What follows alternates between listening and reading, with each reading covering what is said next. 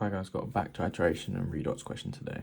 A sample of impure iron wire of mass this was reacted with 4.6454 centimeters cubed of this concentration of acidified potassium permanganate in excess, which is important.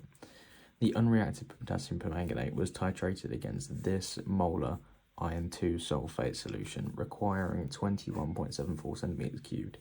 Calculate the percentage purity of the iron wire. So the first thing you need to do in these titration questions, I would say, is kind of build a story, and then from that you always want to work backwards. So you can see that you've got an iron wire which is impure of a mass of a weird number, and you know that that reacts with excess, this is excess, potassium permanganate. So that's going to do something, we'll get onto that in a minute. But then the unreacted potassium permanganate is then titrated against this specific molar of iron 2 sulfate. So the main thing that I would focus on is this reaction, because from this you can figure out everything else like after that. So you know that MnO4 minus, because that's always going to be reacting. The potassium and the sulfate, they won't actually be reacting. They're just kind of spectator ions in this. So the manganate will react with Fe2 plus in acidic, as it says here, acidified solution.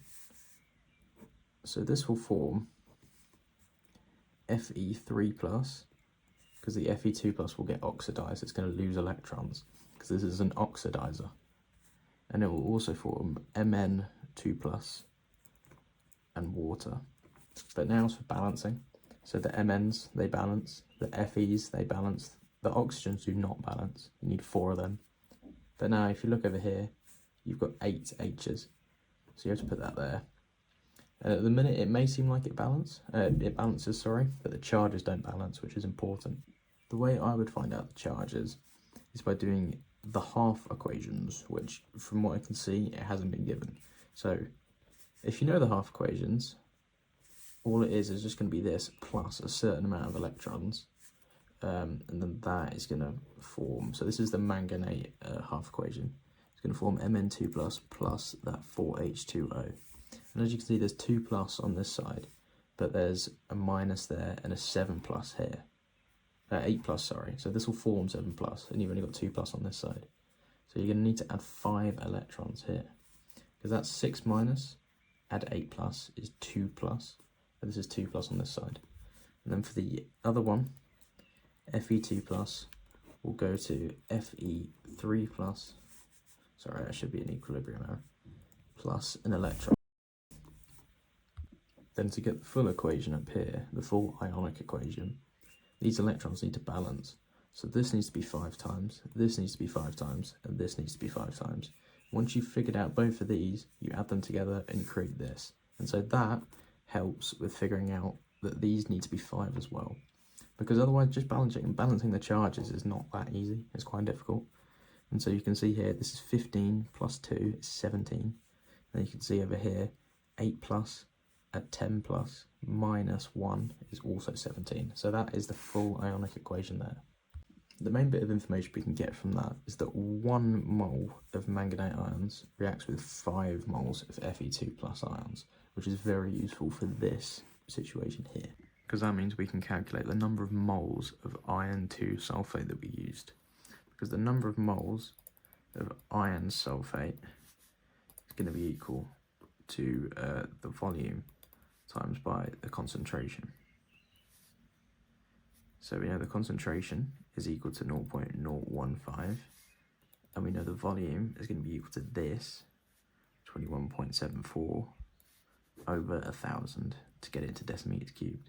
And this will give an answer of 3.261 times 10 to the minus 4 moles. I'll just squeeze that in there. And so you now know that as that's the moles of iron sulfate, the moles of manganate ions, or potassium permanganate, same thing really, is going to be equal to 3.261 times 10 to the minus 4 divided by 5, which is equal to 6.522 times 10 to the minus 5 moles. However, now we need to find the initial moles of potassium permanganate, because these are just the moles of excess potassium permanganate, sorry. So the initial moles is going to be equal to, once again, volume times concentration. So if you look up here, it's going to be 4.6454 over 1,000 multiplied by 0.0212. And this will give an answer of 9.848 times 10 to the minus 5 moles. And so we know that this is the initial moles that were used. So now we can do the number of moles of manganate ions that reacted with the iron wire in the first place. So it would be this minus this. So it's just going to be 9.848 times 10 to the minus 5 minus 6.522 times 10 to the minus 5. And this gives an answer of about 3.326 times 10 to the minus 5 moles. The question should state that the iron wire here is Fe2 plus iron, but it didn't. But if it doesn't state it, then assume it's that, because it could be Fe3 plus, but if it doesn't state, then just assume it's Fe2 plus, for example. But this is the moles of manganate ions that react, and so you want to times that by 5 because of this thing over here, as you know that this is 1 to 5, because if it's Fe2 plus, it will still react the same way. So times that by 5 to get an answer of 1.66 times 10 to the minus 4 moles. Make sure you don't round, by the way, so I'll put a dot there, because that's 1.6631, for example. And so finally, to find the mass, you have to do the number of moles times the molar mass, which is equal to 1.66 times 10 to the minus 4 multiplied by 55.8, sorry. And this gives you a mass of 0.00928 grams. And so the percentage purity by mass is equal to 0.00928 over this number. However, there's an issue, because if you realise there would be 0.005, which is less than this, less than this value, sorry, which wouldn't make sense. So that's obviously wrong. So this has to be instead, I wrote an extra 0, that. And so you times that by 100 to get an answer of 18.0%. And that is a full redox titration.